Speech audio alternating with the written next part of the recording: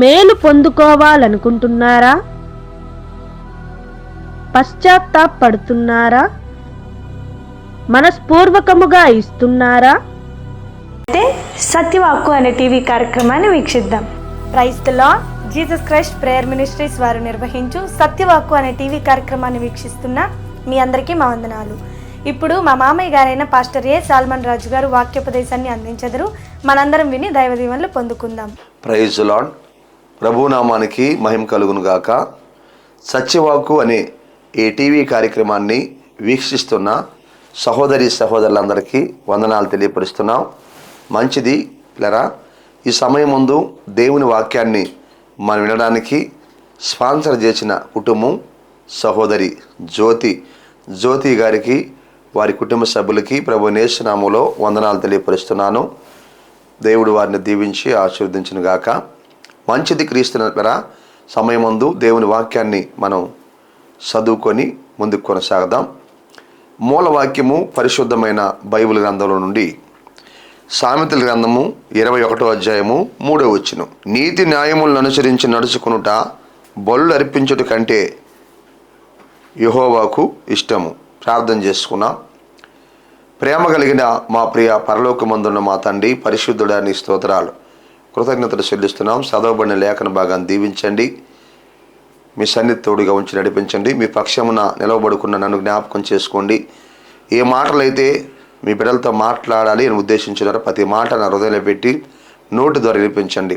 ఈ వాక్యాన్ని వింటున్న ప్రతి బిడ్డకి వినగలిగిన చెవి, గ్రహించే జ్ఞానము, వాక్యానుసారమైన జీవితాన్ని దయచేయండి. ఈ వాక్యానికి స్పాన్సర్ చేసిన జ్యోతి గారిని, వారి కుటుంబాన్ని దీవించి ఆశీర్వదించమని యేసు నామములో అడుగుతున్నాం తండ్రి, ఆమేన్.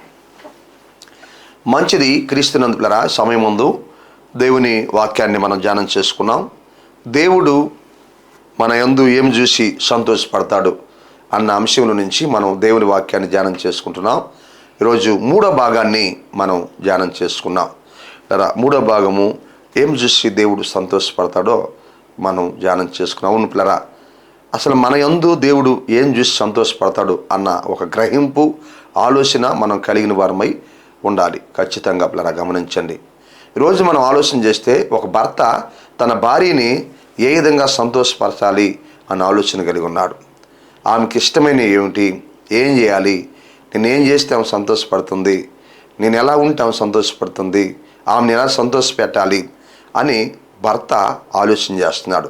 అదేవిధంగా భార్య కూడా నా భర్తని ఎలా సంతోషపరచాలి, ఏ విధంగా ఉండాలి, నేనేం చేస్తే నా భర్త సంతోషపడతాడు నా యందు అని భార్య కూడా ఆలోచన కలిగి ఉంది. ఇలా ఒకరినొకరు ఏ విధంగా సంతోషపరుచుకోవాలో మనుషులు ఈ రీతిగా ఆలోచన కలిగి ఉన్నారు. లరా గమనించండి. అయితే క్రీస్తునందులరా, ఎప్పుడైనా నీ జీవితంలో దేవుణ్ణి నేను ఎలా సంతోషపరచాలని ఆలోచన చేసావా? మనుషుల్ని ఎలా సంతోషపరచాలి అని ఆలోచన చేస్తున్నావు. కానీ నా దేవుణ్ణి నేను ఎలా సంతోషపరచాలి, నా ప్రభువుని నేను ఎలా సంతోషపరచాలి, నేను ఏ విధంగా ఉంటే ఆయన సంతోషపడతాడు, నేను ఎలాగుంటే ఆయన సంతోషపడతాడు అని నీ జీవితంలో ఎప్పుడైనా ఆలోచన చేసావా? గమనించు. ఇంతవరకు నువ్వు అలా ఆలోచన చేయకపోతే ఈ సమయం అందైనా నీ మనోనేత్రం తెరిపించబడాలి. అందుకోసమే దేవుడు ఈ వాక్యాన్ని మాట్లాడుతున్నాడు. ఇది మొదలుకొనైనా ఆలోచించు. నా ప్రభువుని నేను ఎలా సంతోషపరచాలి, నాలో ఏం చూసి ఆయన సంతోషపడతాడు, నేను ఎలా ఉంటే ఆయన సంతోషపడతాడో ఒక గ్రహింపు కలిగి ఉండాలి. క్రీస్తునందులరా గమనిద్దాం. ఈ మూడో భాగంలో మనం చూద్దాం. తన యందు భయభక్తులు గలవారంటే ఆయనకి సంతోషం. దేవునికి మహిమ కలుగును గాక. క్రీస్తునందులరా, తన యందు ఎవరైతే భయభక్తులు కలిగి ఉంటారో వారంటే ఆయనకి సంతోషం. అవును సహోదరి సహోదరుడా, మన జీవితాల్లో దేవుని యందు మనం భయభక్తులు కలిగినటువంటి వారంగా ఉండాలి. అలా ఎప్పుడైతే మనం ఉండడానికి ప్రయత్నం చేస్తామో, ఎప్పుడు అలాగా మనం జీవిస్తూ వస్తామో, ఎప్పుడు అలాగా మనం ప్రవర్తిస్తూ వస్తామో అది చూసినటువంటి దేవుడు మన యందు సంతోషపడతాడు, మన యందు ఆనందపడతాడు. గమనించండి. ఈరోజు నువ్వు దేవుని సంతోషపరుస్తున్నావా? నువ్వు ప్రభు దగ్గరకు వస్తున్నావు, వాక్యాన్ని వింటున్నావు, రక్షణ పొందున్నావు, ప్రభువును సంతోషపరుస్తున్నావా? ప్రభువును సంతోషపరుస్తున్నావా? ప్రభువును బాధపరుస్తున్నావా? ప్రభువును సంతోషపరుస్తున్నావా? ప్రభువును దుఃఖపరుస్తున్నావా? ఆలోచించు. లేక ఆయన్ని అవమానిస్తున్నావా? గమనించు సహోదరి సహోదరుడా. చూద్దాం బైబిల్లో నుంచి ఒక వాక్యాన్ని మనం చూద్దాం. ఆయన్ని కానీ మనం సంతోషపరిస్తే ఆయన మనకి ఏం చేస్తాడో మనం చూద్దాం. ఆయన మన కొరకు ఏది ఇస్తాడో మనం చూద్దాం. తన యందు భయభక్తులు కలిగినటువంటి వారికి ఏం అనుగ్రహిస్తాడో కొన్ని మేళ్ళు ఉన్నాయి. అవి ఏమిటో మనం చూద్దాం. పరిశుద్ధమైన బైబిల్ గ్రంథం నుంచి 147వ కీర్తన 11వ వచనంలో ఒక మాట రాయబడి ఉంటుంది. కొన్ని మాటలు అక్కడ ఉంటాయి, ఒక మాట రాయబడి ఉంటుంది.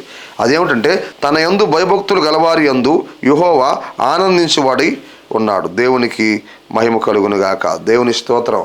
ఆలోచించండి, తన యందు భయభక్తులు గలవారి యందు ఆయన ఆనందించే దేవుడై ఉన్నాడని వాక్యం రాయబడింది. ఆనందం అంటే సంతోషము. వాక్యం వింటున్నటువంటి సహోదరి సహోదరుడా, నీవు దేవుని యందు భయభక్తులు కలిగి ఉంటే గమనించండి, మరి ఆయన ఏం చేస్తాడు? ఆనందిస్తాడో అంటే సంతోషము. ఎవరైతే తన యందు భయభక్తులు కలిగి ఉంటారో వారిని బట్టి ఆయన సంతోషిస్తాడు, వాళ్ళని బట్టి ఆయన ఆనందపడతాడు. అలా ఆనందపడి వాళ్ళకి ఏమిస్తాడు అన్న విషయాలు కూడా కొన్నిటిని మనం చూస్తూ ముందుకు కొనసాగదాం. మరి ఆ మంచి మేలులు మనం అనుభవిద్దాం. నిన్ను ఒక మంచి మేలుల చేత దేవుడు తృప్తిపరచాలని ఆశపడుతున్నాడు. నీ కొరకై దేవుడు ఒక గొప్ప కార్యం చేయాలని ఆశపడుతున్నాడు. తన యందు భయభక్తులు గలవారి యందు ఆయన సంతోషించే దేవుడు, ఆనందించే దేవుడై ఉన్నాడు, అనగా సంతోషిస్తాడు. మరి ఆ భయభక్తులు కలిగిన వారిలో నీవుంటే నిన్ను బట్టి దేవుడు సంతోషిస్తాడు. నీ కుటుంబం ఉంటే నీ కుటుంబాన్ని బట్టి దేవుడు సంతోషిస్తాడు. చూద్దాం ఏ మేలు మన కొరకే దాచిపెట్టినాడు తన యందు భయభక్తులు కలిగి ఉంటే. కొన్ని మాటలు మనం చూద్దాం. పరిశుద్ధమైన బైబిల్ గ్రంథం నుంచి 31వ కీర్తన 19వ వచనంలో ఒక చక్కటి మాట ఇక్కడ రాయబడింది. ఏమిటి అదంటే, నీ యందు భయభక్తులు గలవారి నిమిత్తము నీవు దాచి ఉంచిన మేలు ఎంతో గొప్పది. దేవునికి మహిమ కలుగును గాక. ఒక గొప్ప మేలు తన యందు భయభక్తులు కలిగిన వారి కోసం ఆయన దాచి ఉన్నాడు. పిల్లరా, ఒక గొప్ప మేలు దాచిపెట్టున్నాడు. ఇంతవరకు నీ జీవితంలో ఆ మేలు చూడలేదేమో, నీ యొక్క కుటుంబంలో ఆ మేలు చూడలేదేమో, నీ బ్రతుకులో ఆ మేలు చూడలేదేమో. అటువంటి గొప్ప మేలు దేవుడు తన యందు భయభక్తులు కలిగిన వారి కొరకై దాచి ఉన్నాడు. ఈ వాక్యం వింటున్నటువంటి సహోదరి సహోదరుడా, నీ కొరకై దేవుడు దాన్ని భద్రపరిచున్నాడు. నీ కొరకై దేవుడు దాన్ని దాచి ఉన్నాడు. అది చాలా గొప్ప మేలు. అది నీ ఊహకు అందనటువంటి మేలు. అది నీ ఊహించిన దానికంటే అధికమైన మేలు. నువ్వు ఆలోచించిన దానికంటే అధికమైన మేలు, నీ ఊహకు అందనటువంటి మేలు. అంత మేలు దేవుడు నీ కొరకై దాచి ఉన్నాడు. నీ కొరకై, నీ కుటుంబం కొరకై దేవుడు దాచి ఉన్నాడు. నీ పిల్లల కొరకై దేవుడు దాచి ఉన్నాడు. భయపడద్దు ప్రియ దేవుని బిడ్డ. నిజంగా నువ్వు దేవుని యందు భయభక్తులు కలిగి జీవిస్తూ ఉన్నట్లయితే, దేవుని వైపు చూస్తూ ఆయన మార్గాల్లో నువ్వు నడుస్తూ ఉన్నట్లయితే, నీ కొరకై దేవుడు ఒక గొప్ప మేలును దాచి ఉన్నాడు. మనము చూసారా, మనం ఏదైనా ఒక మేలు జరిగితేనే గొప్ప మేలు అంటాం. మనకు గొప్పదిగా కనిపించింది దేవుడికి చాలా చిన్నదిగా ఉంటుంది కదా. అలాంటి దేవుడు చెప్తున్నాడు, నీ కొరకై నేను ఒక గొప్ప మేలును దాచి ఉన్నాను అని చెప్తున్నాడు. ఒక మంచి మేలును నీ కొరకై నేను దాచి ఉన్నాను అని చెప్తున్నాడు. ఒక శ్రేష్టమైన మేలును నీ కొరకై నేను దాచి ఉన్నాను అని చెప్తున్నాడు. దేవుడే గొప్పది అన్నాడంటే అది ఇంకా ఎంత గొప్పది అంటే మన మైండ్కి అందదు పిల్లరా, మన ఊహకు అందదు. మనం ఊహించిన దానికంటే, మనం ఆశించిన దానికంటే, మనం కోరుకున్న దానికంటే ఇంకా ఎంతో గొప్ప మేలును మన కొరకై దేవుడు దాచి ఉన్నాడు. ఈ వాక్యం వింటున్న సహోదరి సహోదరుడా, నీ జీవితంలో ఒకవేళ ఇంతవరకు దేవుని యందు భయభక్తులు కలిగి నువ్వు జీవిస్తున్నట్లయితే నువ్వు బాధపడద్దో, నువ్వు భయపడద్దో, నువ్వు దిగులు పడద్దో, నువ్వు బెంగపడద్దో. నీ కొరకై దేవుడు ఒక గొప్ప మేలును దాచి ఉన్నాడు, ఒక శ్రేష్టమైన మేలుని దాచి ఉన్నాడు. దాన్ని నువ్వు చూడబోతున్నావు. కొద్ది రోజుల్లోనే నువ్వు చూడబోతున్నావు. త్వరగానే ఆ మేలు నువ్వు చూడబోతున్నావు. ఆ మేలు దేవుడు నీకు దయచేయబోతున్నాడు. ఆ కార్యము నీ జీవితంలో జరగబోతా ఉంది. ఆ కార్యము నీ కుటుంబంలో జరగబోతా ఉంది. ఆ కార్యము నీ పిల్లల విషయంలో జరగబోతా ఉంది. ఆ అద్భుతాన్ని నువ్వు చూడబోతున్నావు. నువ్వు చూసి సాక్ష్యం చెప్పబోతున్నావు ప్రభు సన్నిధిలో. ఈ వాక్యము ద్వారా దేవుడు నీతో మాట్లాడుతున్నాడు. ముఖాముఖిగా నీతోనే దేవుడు మాట్లాడుతున్నాడు. నువ్వు ఆయన యందు భయభక్తులు కలిగి ఉన్నావని ఆయన చూసి ఉన్నాడు. నీ హృదయాన్ని చూసి ఉన్నాడు. ఏ విషయంలో నువ్వు భయభక్తులు కలిగి ఉన్నావో అది ఆయన గమనించినటువంటి దేవుడు. నీకు ఏది కావాలో, దేనికోసం ఎదురు చూస్తున్నావో ఆ విషయంలో నీ కొరకై ఒక గొప్ప మేలే దేవుడు దాచిపెట్టున్నాడు. అది మనుషులు దాచిపెట్టింది కాదు, అది మనుషులు ఇచ్చింది కాదు పిల్లరా, అది దేవుడు ఇచ్చేది. అది గొప్పదే, అది విలువైందే, అది శ్రేష్టమైనది. దేవునికి మహిమ కలుగును గాక. బాధపడద్దు, భయపడద్దు. ఈ వాక్యం వింటున్నటువంటి సహోదరి సహోదరుడా, ఇదిగో తన యందు భయభక్తులు గల వారి కోసం ఒక గొప్ప మేలును దేవుడు ఇచ్చినాడు. అది నువ్వు చూడబోతున్నావు, అది నువ్వు అనుభవించబోతున్నావు, అది నువ్వు పొందుకోబోతున్నావు, దాని గురించి నువ్వు సాక్ష్యం చెప్పబోతున్నావు ప్రభు సన్నిధిలో. నీ దేవుడిని నువ్వు గణపరచబోతున్నావు, నీ దేవుడిని నువ్వు హెచ్చించబోతున్నావు. ఎన్నో రోజుల నుంచి మరి అడుగుతున్నటువంటి ఆ కార్యాన్ని ప్రభు నీకు చేయబోతున్నాడు. నువ్వు అడిగింది కొంచెమే, నీకు చేయబోయేది ఎక్కువ. దేవునికి మహిమ కలుగును గాక. నువ్వు ఆశించింది కొంచెమే, నీకు ఇవ్వబోయేది చాలా పెద్ద మేలు దేవుడు దయచేయబోతున్నాడు. అందుకే ఎందుకు భయభక్తులు కలిగి ఉన్నవారు అంటే ఆయనకి ఇష్టం అంటే, మరి సంతోషం అంటే భయభక్తులు కలిగిన వారు ఆయనకి సంతోషం. ఆ సంతోషంలో దేవుడు ఏమిస్తాడు వాళ్ళకంటే గొప్ప మేలుల కోసం దాచి ఉన్నాడు. రెండో విషయాన్ని మనం చూద్దాం. సామెతల గ్రంథము 10వ అధ్యాయము 27వ వచనం. యెహోవా యందు భయభక్తులు కలిగి ఉండుట దీర్ఘాయువుకు కారణము. దేవునికి మహిమ కలుగును గాక. దేవుని యందు భయభక్తులు కలిగి ఉండుట అది రెండో మేలు ఏంటంటే దీర్ఘాయువుకు కారణము. అనగా ఎవరైతే దేవుని యందు భయభక్తులు కలిగి జీవిస్తూ ఉంటారో వారు దీర్ఘాయుష్యవంతులుగా ఈ లోకంలో జీవిస్తారు. అనగా నిండు ఆయుష్ను దేవుడు వాళ్ళకు దయచేస్తాడు, మంచి ఆయుష్ను దేవుడు వాళ్ళకు దయచేస్తాడు. వృద్ధాప్యమందు వరకు కూడా వారు జీవిస్తారు. ప్రియ దేవుని బిడ్డలారా, బైబిల్ గ్రంథంలో ఎంతోమంది భక్తులు దేవుని యందు భయభక్తులు కలిగి నిండు ఆయుష్ కలిగి దీర్ఘ ఆయుష్ కలిగి జీవించిన వారు ఉన్నారు. మనకి అబ్రహాం మనకు కనిపిస్తాడు బైబిల్ గ్రంథంలో. ఆయన ఎంతో దేవుని యందు భయభక్తులు కలిగి జీవించడం ద్వారా ఇదిగో దీర్ఘాయుష్యవంతుడిగా జీవించాడు. ఇస్సాకు మనకు కనిపిస్తాడు బైబిల్ గ్రంథంలో. ఆయన కూడా ఆయన యందు భయభక్తులు కలిగి జీవించడం ద్వారా దీర్ఘాయుష్యవంతుడు నిండు ఆయుష్ కలిగిన వాడిగా జీవించాడు. ఆయన కుమారుడైనటువంటి ఇస్సాకు అలాగనే యేసాబు కూడా భయభక్తులు కలిగి ఉన్నాడు. ఇదిగో ఆయన కూడా నిండు ఆయుష్ కలిగినటువంటి వాడుగా ఉన్నాడు. అలాగనే యాకోబుని మనం చూసినప్పుడు ఆయన కూడా వృద్ధాప్యం ముందు వరకు జీవించిన వాడుగా ఉన్నాడు. మంచి ఆయుష్ని దేవుడు వాళ్ళకి ఇచ్చాడు. దావీదుని మనం చూసినప్పుడు బైబిల్ గ్రంథంలో ఆయన కూడా దీర్ఘాయుష్యవంతుడిగా జీవించాడు. ఇలా బైబిల్ గ్రంథంలో మనం చూస్తూ వస్తే అబ్రహాము కానివ్వండి, ఇస్సాకు కానివ్వండి, యాకోబు కానివ్వండి, యేషాబు కానివ్వండి, అబ్రహాము కానివ్వండి, మరి ఎంతోమంది ఉన్నారో వీళ్ళందరూ కూడా దేవుని యందు భయభక్తులు కలిగి జీవిస్తూ వచ్చినటువంటి భక్తులు. వారికి దేవుడు నిండు ఆయుష్ని ఇచ్చాడు. వృద్ధాప్యమందు వరకు కూడా జీవించేటువంటి కృపను దేవుడు వాళ్ళకు అనుగ్రహించాడు. అందుకని వాక్యం చెబుతుంది చక్కటి మాట, యెహోవా యందు భయభక్తులు కలిగి ఉండుట దీర్ఘాయువుకు కారణము. ఎందుకు అంటే నీ ఆయుష్ దేవుని చేతిలో ఉంది, మన ఆయుష్ దేవుని చేతిలో ఉంది. ఆయన ఒక వ్యక్తి ప్రాణాన్ని తీసుకోగలడో, ఒక వ్యక్తికి ఆయుష్ కాలాన్ని ఆయన పొడిగించగలడు. ఆలోచించేయండి, గమనించండి. మరి కొంతమంది హఠాత్తుగా చనిపోతూ ఉంటారు, గమనించండి. మరి కొంతమంది దీర్ఘాయుష్యవంతులుగా ఉంటారు. గమనించండి. ఈ వాక్యం వింటున్నటువంటి సహోదరి సహోదరుడా, నీ జీవితంలో నువ్వు దేవుని యందు భయభక్తులు కలిగి ఉన్నట్లయితే దీర్ఘాయుష్యవంతుడిగా ఉంటావు. దేవుడు నిండు ఆయుష్ను నీకు ఇస్తాడో, దేవుడు మంచి ఆయుష్ను నీకు ఇస్తాడో, మంచి ఆరోగ్యాన్ని ఇచ్చి మంచి ఆయుష్కాలాన్ని ఇచ్చి నిన్ను తృప్తిపరుస్తాడు. సహోదరి సహోదరుడా, గమనించు. బైబిల్ గ్రంథంలో మనకి హిజ్కియా మరి రాజు కనిపిస్తాడు. గమనించండి. ఇదిగో ఆయనకి నీళ్లు చక్కబెట్టుకో మన యెషయాని పంపించాడు, ప్రవక్త అయిన యెషయాని పంపించాడు. ఇదిగో నువ్వు మరణంగా పోతున్నావు, ఆయనకు మరణకరమైన వ్యాధి వచ్చినప్పుడు నువ్వు మరణంగా పోతున్నావు, నీళ్లు చక్కబెట్టుకోమని చెప్పాడు. ప్రవక్త వచ్చి మరి యెషయా అనే ప్రవక్త వచ్చి హిజ్కియాకి చెప్పేసి వెళ్ళాడు. ఆయన తన ముఖాన్ని గోడతోటి దిప్పుకొని కన్నీరు గారిచి ఏడిసి రోధించి దేవుడి సన్నిధిలో ప్రార్థించినప్పుడు మరలా దేవుని వాక్కు మరి యెషయాతో మాట్లాడడం జరిగింది. యెషయా మళ్ళీ తిరిగి వచ్చి పంట చేరులో పోతా ఉన్నప్పుడు దేవుని వాక్యము ఆయనతో మాట్లాడి ఆయన మళ్ళీ తిరిగి వచ్చి ఇంకా 15 సంవత్సరాలు ఆయుష్యం దేవుడు నీకు ఇచ్చాడని చెప్పాడు. దేవునికి మహిమ కలుగును గాక. అలా మనం ఆలోచన చేస్తే ఆయుష్ దేవుని చేతిలో ఉంది. ఒక వ్యక్తి ఆయుష్ని ఆయన తీసుకోగలడు, ఒక వ్యక్తికి ఆయుష్ కాలాన్ని ఆయన ఇవ్వగలడు. క్రీస్తునందరా ఎవరైతే దేవుని యందు భయభక్తులు కలిగి ఉంటారో వాళ్ళకి నిండు ఆయుష్ను దేవుడు ఇస్తాడో, వాళ్ళకి మంచి ఆయుష్ను దేవుడు ఇస్తాడో, వారికి మంచి ఆరోగ్యాన్ని దేవుడిస్తాడు. వారు కొంతకాలం భూలోకంలో అవసరం కనుక ఆయన పని చేయడానికి, ఆయన సాక్షులుగా ఉండడానికి, ఆయన కార్యాలను వారి ద్వారా జరిగించుకోవడానికి దేవుడు మంచి ఆరోగ్యాన్ని ఇచ్చి, దేవుడు ఆయుష్కాలాన్ని ఇచ్చి, నిండు ఆయుష్ని వారికి అనుగ్రహించి భూమి మీద వాళ్ళని జీవింపజేస్తాడు. క్రీస్తునందులారా, వాక్యం వింటున్న సహోదరి సహోదరుడా, అంటే కదా పాపం చేసే వాళ్ళు హఠాత్తుగా చచ్చిపోతారు, పాపంలో బతికే వాళ్ళు హఠాత్తుగా చచ్చిపోతారు, ఉన్నట్టుగా ఉండి కొంతమంది చనిపోతారు. పాపం హఠాత్తుగా మరి పాపం వల్ల వచ్చే జీవితము మరణము, అది నిత్య మరణము అని వాక్యం తెలియపరిచింది. ఇదిగా కొంతమంది హఠాత్తుగా చనిపోతూ ఉంటారు. అందుకే ఈ వాక్యం వింటున్న సహోదరి సహోదరుడా, నీవు దీర్ఘాయుష్మంతుడు కావాలంటే, దీర్ఘాయుష్మంతురాలుగా నువ్వు జీవించాలంటే వాక్యం తెలియపరుస్తుంది.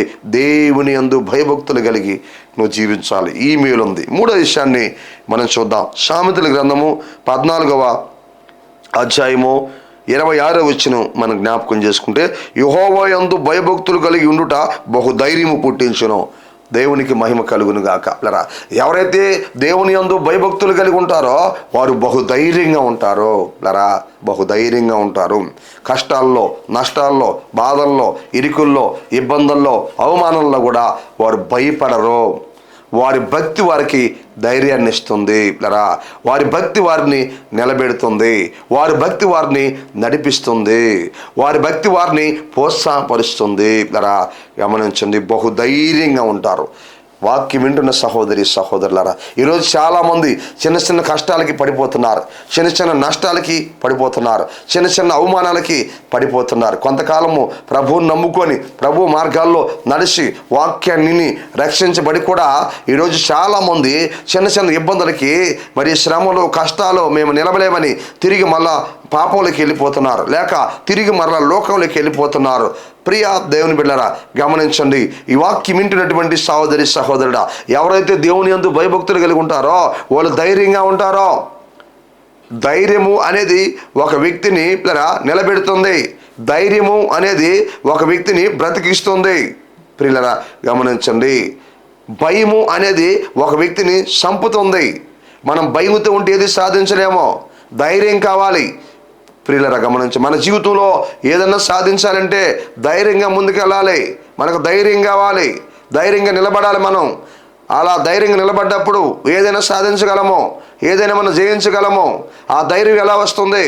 నువ్వు దేవుని యందు భయభక్తులు కలిగి జీవించడం ద్వారా ఆ ధైర్యాన్ని దేవుడు నీకు అనుగ్రహిస్తాడు. అప్పుడు నువ్వు ధైర్యంగా ఉండగలవు. అప్పుడు కష్టాల్లో కూడా నిలబడగలవు. అప్పుడు నష్టాల్లో నిలబడతావు. అప్పుడు అవమానాలు నిలబడతావు. అప్పుడు ఆర్థికమైన ఇబ్బందుల్లో నిలబడతావు. అప్పుడు సమస్యల్లో నిలబడతావు. అప్పుడు శ్రమల్లో నిలబడతావు. అప్పుడు పోరాటాల్లో నిలబడతావు. అప్పుడు ఎన్ని బాధలు వచ్చినా నిలబడతావు. అప్పుడు ప్రభువు కొరకే నువ్వు జీవిస్తావు. ఎందుకు తెలుసా? నీలో ఉన్నటువంటి ఆ ధైర్యము నీకు భక్తినిస్తా వస్తూ ఉంటుంది. ఆ ధైర్యము నిన్ను నిలబెడతా వస్తుంది. ఆ ధైర్యము నిన్ను బలపరుస్తా వస్తుంది. ఆ ధైర్యము నిన్ను ప్రోత్సాహపరుస్తా వస్తుంది. దేవునికి మహిమ కలుగును గాక. క్రీస్తునందు. అందుకనే ఈరోజు దేవుడు మన యందు ఏమి చూసి సంతోషపడతాడంటే, మూడో భాగాన్ని మనం చూస్తున్నాం. తన యందు భయభక్తులు ఎవరైతే కలిగి ఉంటారో వాళ్ళని బట్టి దేవుడు సంతోషపడతాడు. సంతోషపడి ఏమిస్తాడంటే వాళ్ళకి ఒకటి గొప్ప మేలును దేవుడు అనుగ్రహిస్తాడు. దాచిపెట్టుంటాడు. దేవుడే దాచిపెట్టుంటాడు వాళ్ళ కోసం. రెండోది విషయాన్ని మనం చూసాము, వారు దీర్ఘాయుష్మంతులుగా ఉంటారు. మూడో విషయాన్ని మనం చూసాము, వారు బహు ధైర్యంగా ఉంటారు. దేవునికి మహిమ కలుగును గాక. ఈ మేలులన్నీ దేవుడు మరి సంతోషపడి ఆ మేలు వాళ్ళకి అనుగ్రహిస్తాడు. రెండో పాయింట్ని మనం చూద్దాం. రెండో పాయింట్ని మనం ఆలోచన చేస్తే, క్రీస్తునందు పిల్లరా, మరి దేవుడు మన యందు ఏమి చూసి సంతోషపడతాడు అంటే పిల్లరా, పశ్చాత్తాపము. దేవునికి మహిమ కలుగును గాక. పశ్చాత్తాపడే వాళ్ళంటే దేవునికి సంతోషం. పశ్చాత్తాపడే వాళ్ళంటే ప్రభువుకి సంతోషము. పశ్చాత్తాపడాలి. పశ్చాత్తాపం అంటే ఏంటంటే తన తప్పుని తాను ఒప్పుకోవాలి. తన తప్పుని తాను ఒప్పుకొని కన్నీరు కార్చాలి. తాను పశ్చాత్తాపడాలి. తాను దుఃఖపడాలి. తాను ఏడవాలి. తన తప్పు తాను గ్రహించుకోవాలి. తన తప్పు తాను తెలుసుకోవాలి. తన తప్పు తాను ఒప్పుకోవాలి.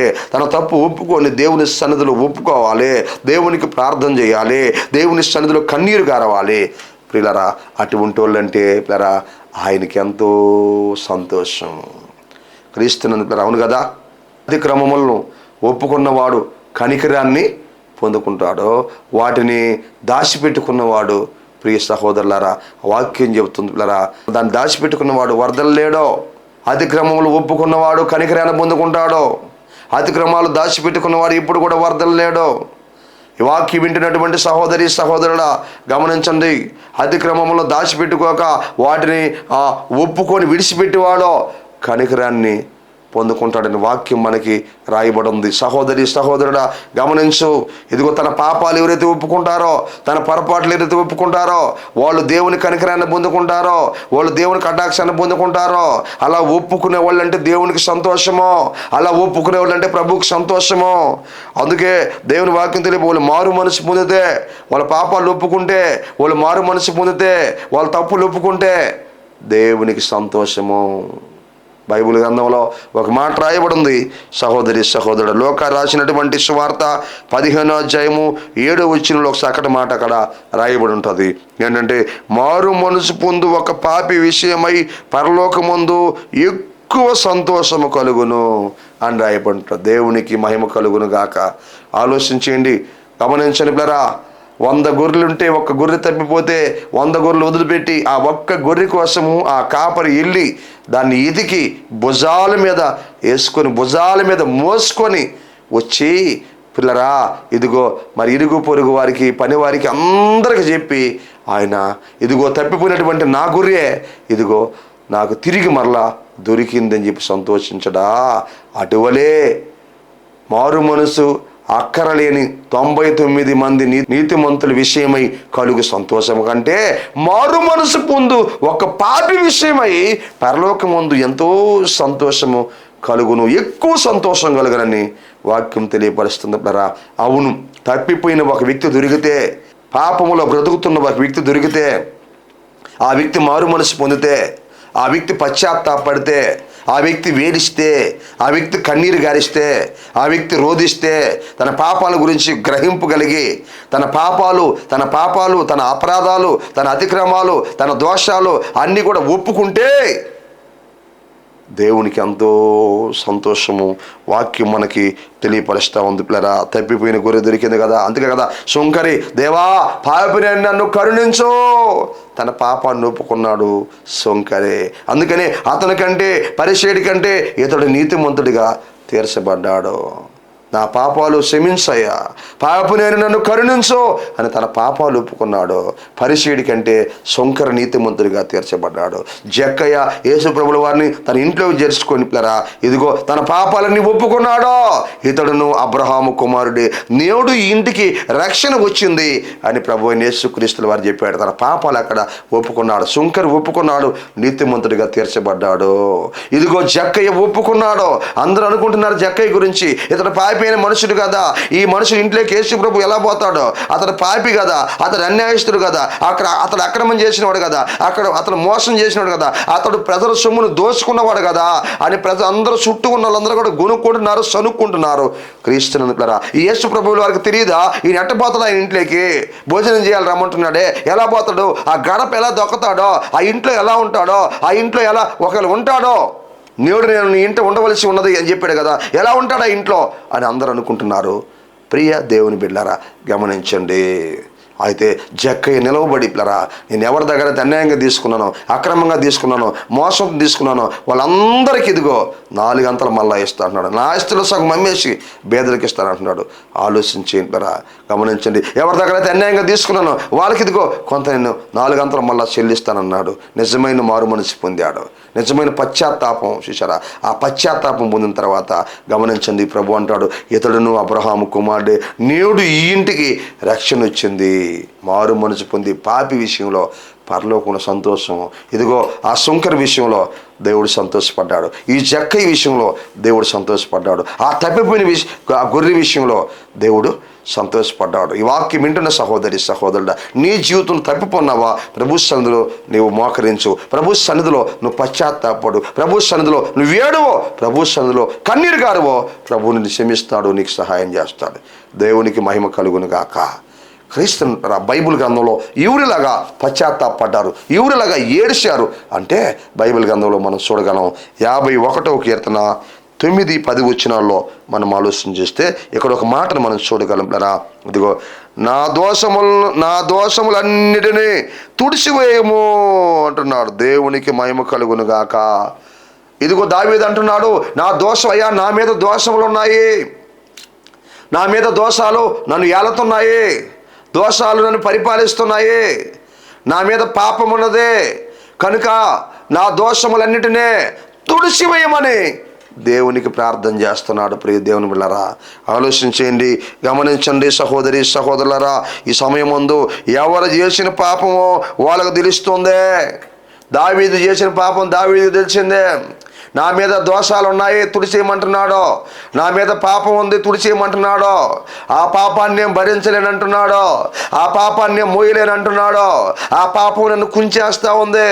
ఆ పాపం నన్ను బలహీనపరుస్తూ ఉంది. ఆ పాపాన్ని నేను భరించలేకున్నానయ్యా. నా మీద పాపం అనే భారం ఉంది, నా మీద ఉంది. ఆ పాపం నన్ను అణిచేస్తూ ఉంది. ఆ పాపం నాకు సమాధానం లేకుండా చేస్తుంది. ఆ పాపం నాకు సంతోషం లేకుండా చేస్తుంది. ఆ పాపం నాకు నెమ్మది లేకుండా చేస్తుంది. ఆ పాపం నన్ను బలహీనపరుస్తుంది. నా మీద పాపాలు ఉన్నాయి, నా హృదయంలో పాపాలు ఉన్నాయి. ఆ పాపాలు తుడిచేయ్ అని దేవుని సన్నిధిలో పశ్చాత్తాపడుతున్నాడు. అంటే ఎవరు చేసిన పాపాలు వాళ్ళకి తెలుస్తాయి. దావీదుకి ఎలా తెలిసిందంటే దావీదు బెత్షెబాతో పాపం చేశాడో. పిల్లరా, ఉరియా భార్య బెత్షెబాతో పాపం చేశాడో. ఆ పాపం దావీదుకు తెలుసు. అది చాలా ప్రమాదకరమైన పాపము.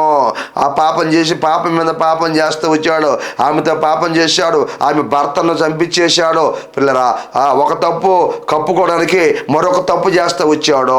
ఈరోజు కూడా మనుషులు అనేక మంది ఒక తప్పు చేయటం, ఆ తప్పుని కప్పిపుచ్చడానికి మరొక తప్పు చేయటం, ఆ తప్పును కప్పిపుచ్చడానికి మరొక తప్పు చేయటం, పాపాల మీద పాపాలు చేస్తా మరి శాపాన్ని తెచ్చుకుంటున్నారు. ప్రియ దేవుని బిడ్డలారా, ఈ వాక్యం వింటున్న సహోదరి సహోదరులారా, ఏదైనా ఒక చిన్న తప్పు, ఏదైనా ఒక చిన్న పొరపాటు ఉన్నట్లయితే వెంటనే ప్రభు సన్నిధిలో పశ్చాత్తాపడాలి. ప్రభు సన్నిధిలో ఏడవాలి. ప్రభు సన్నిధిలో కన్నీరు గారవాలి. ప్రభు సన్నిధిలో రోధించాలి. ఆయన సన్నిధిలో వాక్యం వింటున్నటువంటి సహోదరి సహోదరుడా, ఆలోచించే సమయం ఉందో. ఒక మనిషి నిద్రలేచింది మొదలుకొని సాయంకాలం వరకు ఆలోచనల ద్వారానో, మరి మాటల ద్వారానో, చూపుల ద్వారానో, చేసే పనులు ప్రవర్తన ద్వారానో ఎన్నో తప్పులు జరుగుతున్నాయి, ఎన్నో పొరపాటులు జరుగుతున్నాయి. అయినా మనుషులు రాజాలాగా దర్జాగా తిరుగుతున్నారు. ఒప్పుకునే వాళ్ళు లేరు.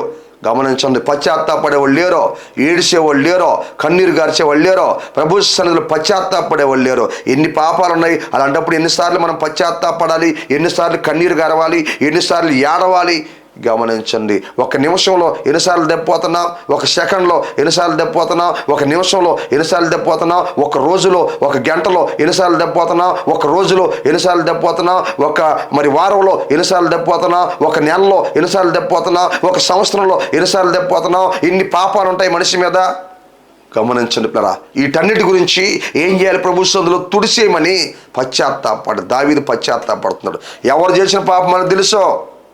నువ్వు చేసే పాపాలు నీకు తెలుసో. నువ్వు చేసే పొరపాట్లు నీకు తెలుసో. నీ ఒడిదుడుకులు నీకు తెలుసో. నీ బలహీనతలు నీకు తెలుసో. నీ వీక్నెస్ నీకు తెలుసో. నువ్వు ఎక్కడ దెబ్బపోయావో నీకు తెలుసో. ఎక్కడ జారిపోయావో తెలుసో. ఎక్కడ పడిపోయావో తెలుసో. ఎక్కడ పతనమైపోయావో తెలుసో. వాటి గురించి నువ్వు పశ్చాత్తాపడాలి. అందుకే ఈ వాక్యాన్ని నీకు వినిపిస్తున్నాడు దేవుడు.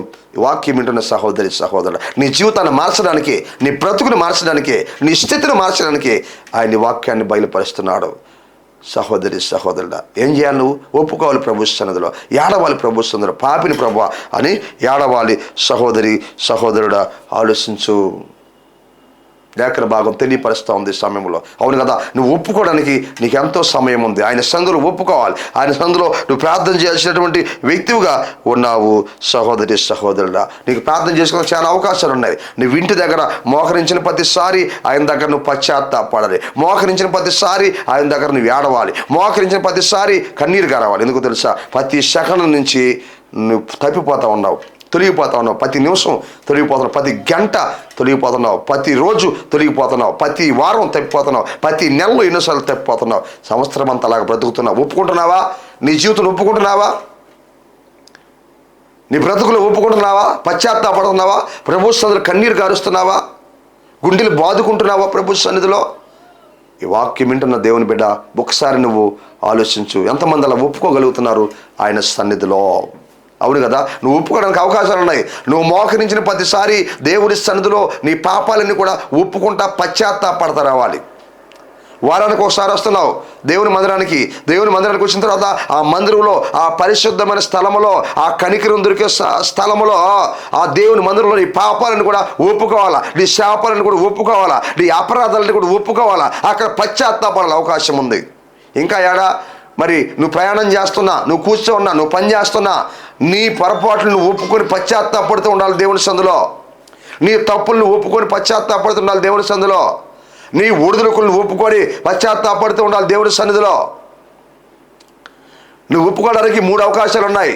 నీ ఇంటి దగ్గర నీ ఇంటి దగ్గర ఏ స్థలంలోనైనా నువ్వు ప్రార్థనలో కూర్చున్న ప్రతిసారి నీ అపరాధాలు జ్ఞాపకం చేసుకుని పశ్చాత్తాపడాలి. నువ్వు మందిరానికి వచ్చిన ప్రతిసారి మరి పశ్చాత్తాపడాలి.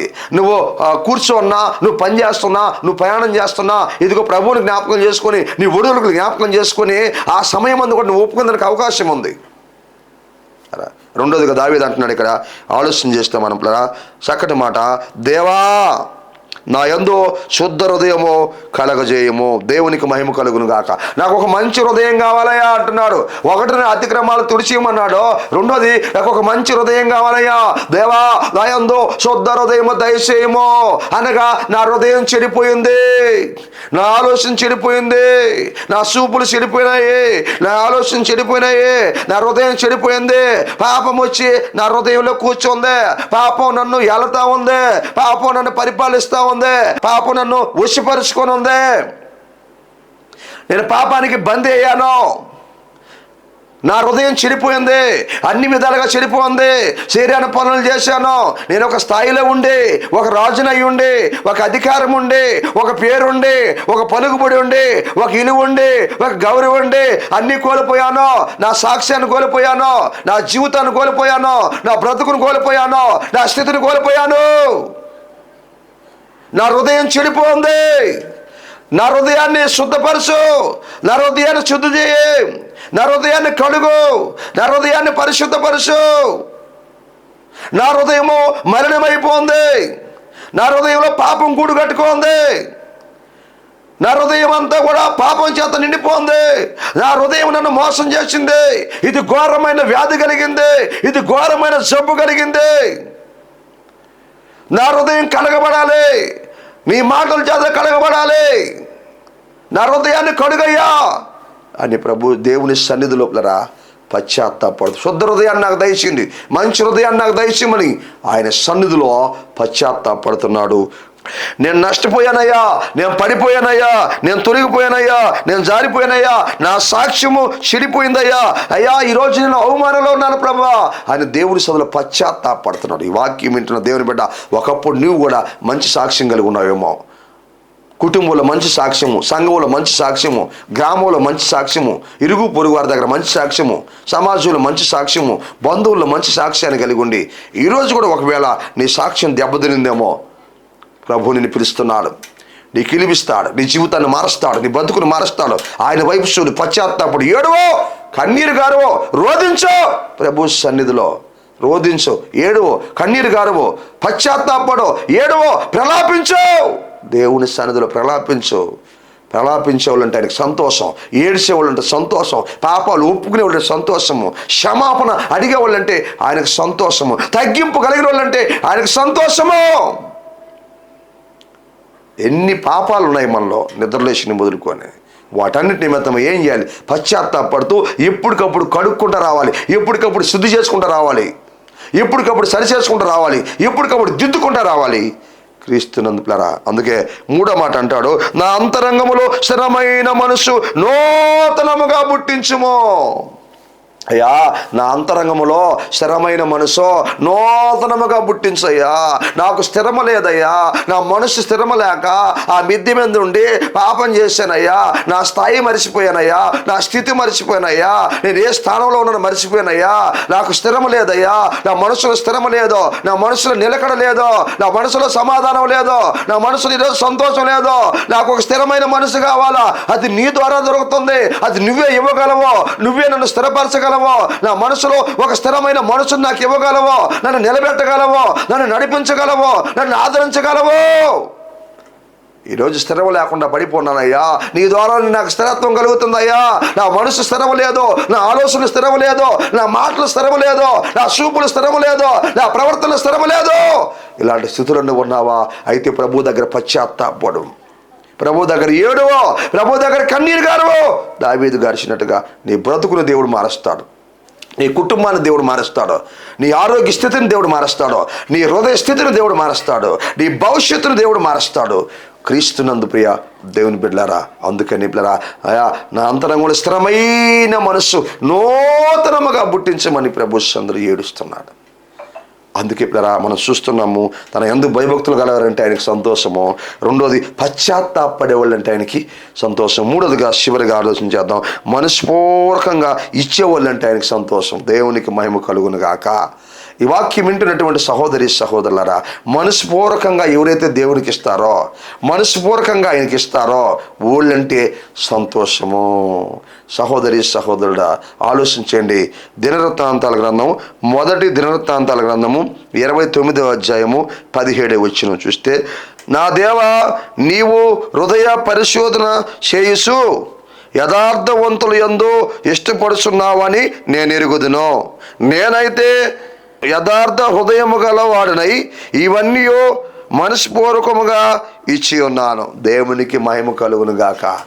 దేవుని మందిరాన్ని కట్టేటప్పుడు, దేవుని సన్నిధిని ఏర్పాటు చేసేటప్పుడు పిల్లరా, దాని కొరకై దావీదు మనస్పూర్వకంగా దేవునికి ఇచ్చాడు.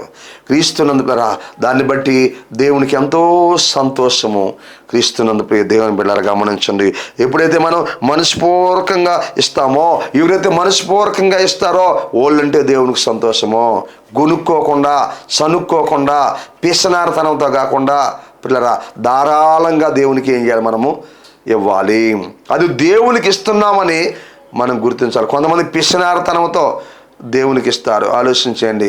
కొంతమంది గునుక్కుంటా దేవునికి ఇస్తారు, కొంతమంది సనుక్కుంటా దేవునికి ఇస్తారు. అదంతా ప్రయోజనం ఉండదు, బూడిదలో పోసినట్టే. అలా దేవునికి ఇస్తే క్రీస్తున్నరా వారి యందు దేవునికి సంతోషం ఉండదో. యారస్తా ఇస్తే దేవునికి సంతోషం ఉండదో, గునుక్కుంటా ఇస్తే దేవునికి సంతోషం ఉండదో. పిల్లరా పిసనార్తనంతో ఇస్తే దేవునికి సంతోషం ఉండదో. సహోదరి సహోదరులారా గమనించండి, మన చేతిలో ఉన్నది, మనకు కలిగింది, మన స్తోమతకు తగినట్టుగా మనం ఇవ్వాల్సింది ఏదైనా సరే దేవునికి మనం ఎలా ఇవ్వాలి అని అంటే పిల్లరా మనస్పూర్వకంగా దేవునికి ఇవ్వాలి.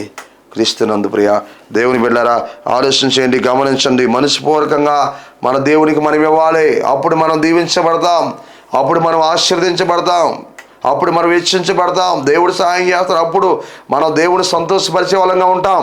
ఈరోజు మరి ఇవ్వాల్సిన సందర్భం వస్తే చాలామంది ఎందుకు మనస్పూర్వకంగా ఇవ్వలేకపోతున్నారు అనేక మంది అంటే, వాళ్ళు ఇచ్చేది చావుకులకి అన్న మైండ్, అన్న ఆలోచనలో చాలామంది ఉన్నారు పిల్లరా.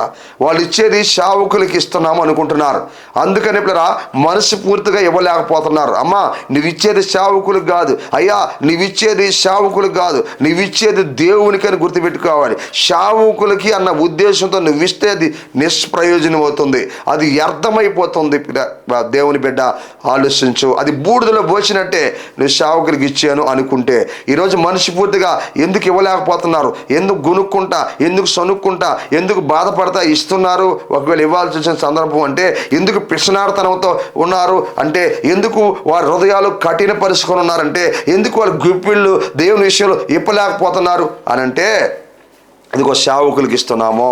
మేము ఇచ్చేదాన్ని బట్టి సేవకులు మంచి ఇల్లు కట్టుకుంటున్నారో, మేము ఇచ్చేదాన్ని బట్టి కారులో తిరుగుతున్నారో, మేము ఇచ్చేదాన్ని బట్టి మరి సేవకులకు ఇస్తున్నాం కాబట్టి వాళ్ళ పిల్లలు బాగా చదివించుకుంటున్నారో, ఇదంతా మేము ఇస్తున్నాం కాబట్టి అన్న కుళ్ళుతో కొంతమంది ఇవ్వలేకపోతున్నారు దేవునికి. క్రీస్తునందు ప్రియ దేవుని బిడ్డలు అన్న అసూయతో దేవునికి ఇవ్వలేకపోతున్నారు. సహోదరి సహోదరుడా ఎప్పుడు కూడా అట్ట అనుకోకూడదు. నువ్వు సేవకులకి ఇస్తున్నాను అనుకుంటే అది వ్యర్థమే.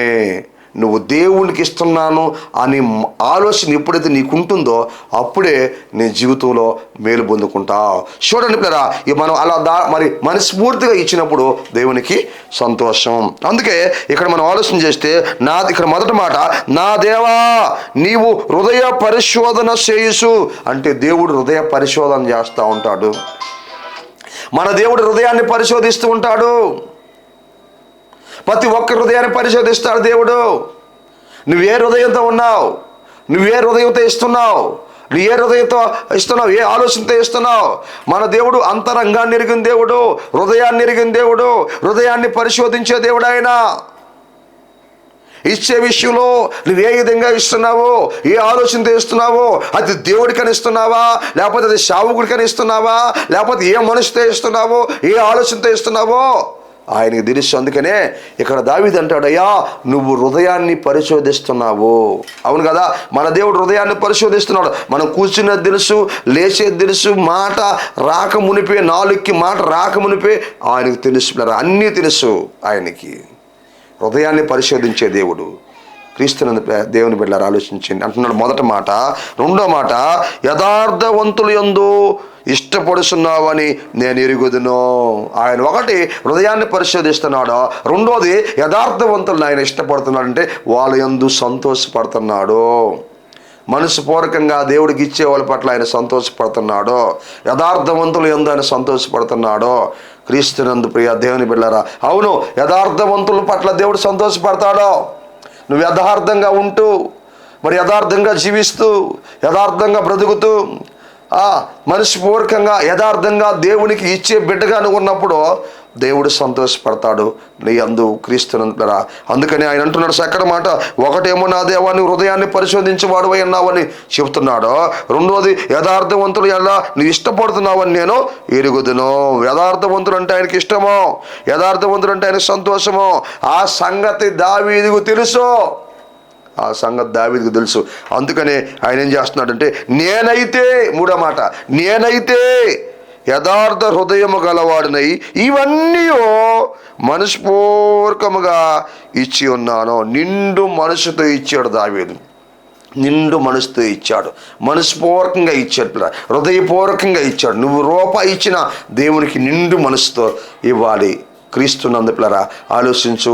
నువ్వు ఇచ్చేది, నువ్వు ఇవ్వాలనుకుంది ఇచ్చేది మనస్పూర్వకంగా నిండు మనసుతో దేవునికి ఇవ్వు. సహోదరి సహోదరుడా, నీ పేదరికం దేవుడు తొలగిస్తాడు, నీ లేమిని దేవుడు తొలగిస్తాడు, నీ కష్టాన్ని దేవుడు తొలగిస్తాడు. భూమిలో మన విత్తనాలు వేస్తేనే ప్రియ దేవుని బిడ్డలారా అవి మొలకెత్తి తన పంటను మళ్ళా ఆ యజమానుడికి ఇస్తున్నాయే. నువ్వు దేవుని సంఘములో, నువ్వు దేవుని పొలములో, నువ్వు దేవుని కొరకై, నువ్వు దేవుని సువార్త కొరకై, నువ్వు దేవుని సంఘం కొరకై నువ్వు విత్తనాలు చల్లితే, నువ్వు ఎగజల్లితే, ఆలోచించండి, వెగజల్లి అభివృద్ధి పొందేవారు కలరు అని వాక్యం రాయబడింది. తగిన దానికన్నా తక్కువ ఇచ్చి లేమికి వచ్చేవారు కలరని వాక్యం రాయబడింది. క్రీస్తునందు ప్రియ దేవుని బిడ్డలారా ఆలోచించండి. సంఘం అనే పొలంలో నువ్వు విత్తనాలు వేస్తే, సంఘం అనే పొలంకు నువ్వు సహాయం చేస్తే, సంఘం అనే పొలంలో నువ్వు విత్తనాలు చల్లితే ఆ పంట నీకు రాదా? భూమిలో వేసిన విత్తనాలే పంటేస్తుంటే, సంఘం అనే పొలంలో విత్తనాలు వేస్తే, సేవకు నువ్వు ఖర్చు పెడితే, సేవకు నువ్వు ఇస్తే, పరిచర్యకు నువ్వు ఇస్తే, సువార్తకు నువ్వు ఇస్తే, సహోదరి సహోదరుడా ఆ పంటను నువ్వు కోసుకోవా? ఆలోచించు. దావీదు ఇయ్యాల్సిన సందర్భం వచ్చినప్పుడు ఎలా ఇచ్చాడయ్యా దేవునికంటే మనస్ఫూర్తిగా ఇచ్చాడు, హృదయపూర్వకంగా ఇచ్చాడు, నిండు మనసుతో ఇచ్చాడు. సహోదరి సహోదరుడా ఆలోచించు. దేవుడు మన యందు ఏమి చూసి సంతోషపడతాడు అంటే, ప్రియ దేవుని బిడ్డ, ఒకటి తన యందు భయభక్తులు గలవారంటే ఆయనకు సంతోషము, రెండోదిగా పశ్చాత్తాపడే వాళ్ళంటే ఆయనకు సంతోషము, మూడోదిగా హృదయపూర్వకంగా ఇచ్చేవాళ్ళంటే ఆయనకు సంతోషం. సహోదరి సహోదరుడా ఆలోచించు. దేవుని సంతోషపరచాలనుకుంటున్నావా? దేవుని సంతోషపెట్టాలనుకున్నావా? నువ్వు దేవుని సంతోషపెడితే నువ్వు సంతోషంగా ఉంటావు, నీ కుటుంబం సంతోషంగా ఉంటారు, నీ పిల్లలు సంతోషంగా ఉంటారు. పిల్లరా, ఆయన యేసు ప్రభు నీ కోసం తన ప్రాణాన్ని ఇచ్చేశాడు, తన రక్తం అంతా ధారపోసాడు, ఒలికించాడు, నీ కోసం శిలువ మాని మీద చనిపోయాడు. నీ పాపాల కొరకై, అపరాధాల కొరకై, దోషాల కొరకై, అతిక్రమాల కొరకై ఆయన మరణించాడు, సమాధి చేయబడ్డాడు, తిరిగి మళ్ళా లేచాడు. ఏమిచ్చి ఆయనకి మన రుణాన్ని తీర్చుకోగలం? ఆయనకి ఏమిచ్చి మనం రుణాన్ని తీర్చుకోగలం? ఎంత ఇచ్చి రుణాన్ని తీర్చుకోగలం? సమాధిని చేయించి పరలోకానికి ఆరోహణమయ్యాడు. ఆ ప్రభు మరలా నేడు రేపో రాబోతున్నాడు, మేఘాల మీద రాబోతున్నాడు, మధ్యాకాశంలోకి రాబోతున్నాడు, తనకిష్టమైనటువంటి బిడ్డలని తీసుకోబోతున్నాడు. సహోదరి సహోదరుడా ఆలోచించు. ఈ సమయంలో ఆలోచించు. అందరం తలలు ఉంచుకున్నాం, ప్రార్థన చేసుకున్నాం. నువ్వేమి ఇవ్వగలుగుతున్నావు దేవునికి? ప్రార్థన చేసుకున్నాం. ప్రేమ కలిగిన మా ప్రియ పరలోక తండ్రి, వందనాలు, స్తుతులు, స్తోత్రాలు, కృతజ్ఞతలు చెల్లిస్తున్నాం. మహిమ ఘనత ప్రభావం చెల్లిస్తున్నాం ప్రభువా. ఇంతవరకు నీ ప్రియబిడ్డలు ఈ వాక్యాడినారు ప్రభువా. అయా ఇదిగో ప్రభువా, మీరు జ్ఞాపకం చేసుకుని సహాయం చేయండి, కార్యించండి. మీరు కృప చూపించి మహిమ పొందుకొని అడుగుతున్నాం. నీ బిడ్డలందరూ మీ అందు భయభక్తులు కలిగి మిమ్మల్ని సంతోషపరిచే బిడ్డలుగా ఉండాలి. అందుకు మీరు కృప చూపించమని అడుగుతున్నాం ప్రభు. స్తోత్రాలు. పశ్చాత్తాపడి పాపాలు ఒప్పుకొని ఏడిసే బిడ్డలుగా ఉండాలి. పశ్చాత్తాపడే బిడ్డలుగా ఉండాలి. అందుకు మీరు కృప చూపించమని ప్రార్థిస్తూ శుద్ధిస్తున్నాను ప్రభు. అలాగనే ఇదిగోనైనా నీ బిడ్డలందరూ కూడా మనస్పూర్వకంగా నీకు ఇచ్చి ఆశీర్వదించబడే కుటుంబాలుగా, బిడ్డలుగా, సంఘాలుగా మీరు మార్చి మహిమ పొందుకోమని అడుగుతూ ప్రార్థిస్తూ ఈ వాక్యాన్ని స్పాన్సర్ చేసిన సహోదరి జ్యోతి గారిని దీవించి ఆశీర్దించి, వాళ్ళ కుటుంబాన్ని దీవించి ఆశీర్దించి బలపరిచి మహిమ పొందుకోమని వేడుకుంటూ ప్రార్థిస్తూ చిన్న ప్రార్థన దీవించమని యేసు నామములో అడుగుతున్నాను తండ్రి. ఆమేన్. మన పరమ తండ్రి అయిన దేవుని ప్రేమ, ఆయన కుమారుడైన యేసుక్రీస్తు వారి కృప, పరిశుద్ధాత్మ దేవుని కన్నుని సహవాసము ఇక్కడ ఉండి మనకి భూలోకం సకల పరిశుద్ధులందరికీ ఇప్పుడు ఎల్లప్పుడూ సదాకాలము తోడై ఉండి నడిపించును గాక. ఆమేన్. ఇంతవరకు దేవుని వాక్యాన్ని మీ అందరికీ ప్రభు నేర్చున్నాము వందనాలు. దేవుడు మీ అందరూ దీవించి ఆశీర్వదించును గాక. ఆమేన్. మీ ప్రార్థన అవసరతలకు సంప్రదించవలసిన మా ఫోన్ నంబర్లు 9959458024 మరి యొక్క నంబర్ 9640495124. మా అడ్రస్ కోడూరు కండ్రిగా, సోస్త్రికం, టీపీ గూడూరు మండలం, నెల్లూరు జిల్లా. మీ అందరికీ మా వందనాలు.